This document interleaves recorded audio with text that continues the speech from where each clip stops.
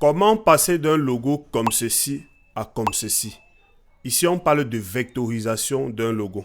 Et pour ça, nous allons utiliser Illustrator. Là, je suis sur Illustrator. Je vais commencer par créer un nouveau fichier que je vais mettre une taille de 50 mm par 50 mm et le créer.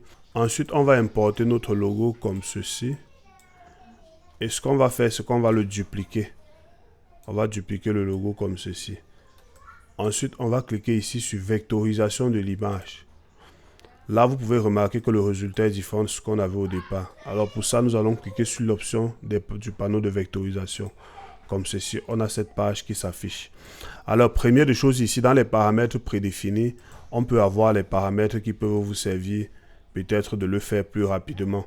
Comme par exemple, moi j'ai par exemple mon paramètre qui s'appelle vectorise logo. Si je clique là, vous allez voir qu'il a déjà fait le travail, mais le but ici, c'est de vous montrer les étapes. Donc, je vais remettre par défaut. Ici, on va choisir d'abord le mode d'affichage. Moi, je travaille toujours en résultat de vectorisation. Ça fait que chaque bouton que tu touches, tu vois l'impact que ça a sur le logo. Maintenant, on a le mode noir sur blanc et le mode couleur. Et ensuite le mode niveau gris. Si on avait fait par exemple un logo de Canal+ qui est en noir sur blanc, on devait choisir vectoriser en noir sur blanc. Mais étant donné que le logo qu'on souhaite vectoriser ici en couleur, on va donc choisir couleur. Ici, vous pouvez voir déjà que le résultat a changé après qu'on ait choisi le mode de couleur.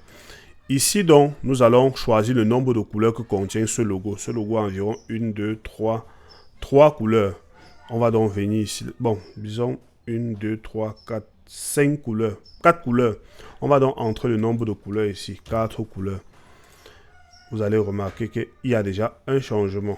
Ensuite, nous allons zoomer dans le logo. Nous avons ici le tracé.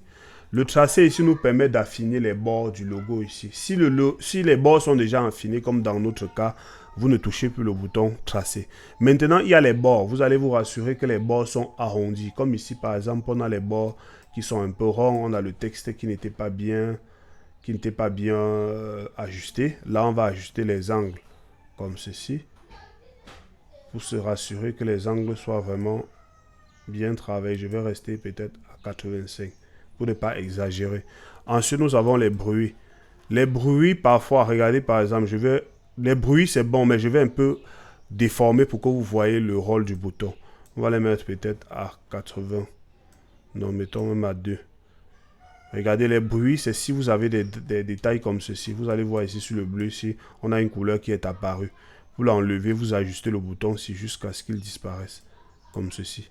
Vous mettez votre bruit à la limite, le chiffre exact qui fait à ce que le bruit disparaît. À 18, il est encore là. À 20, il est encore là. À 23, il est encore là. À 23, c'est bon, il a disparu. Et une fois qu'on a terminé, vous pouvez remarquer que notre logo est suffisamment net. On va donc cliquer, on va donc fermer le panneau. On va cliquer ensuite sur décomposer le logo.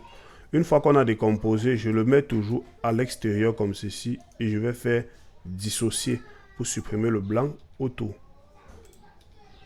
Une fois que j'ai terminé, si les couleurs ne sont pas vraiment très justes, vous pouvez sélectionner chaque couleur. Vous utilisez la pipette pour venir rechercher la couleur exacte sur la copie originale qui était floue, comme ceci.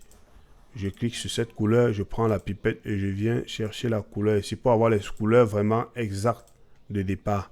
Là, nous avons notre logo. Je peux maintenant l'associer et je l'agrandis.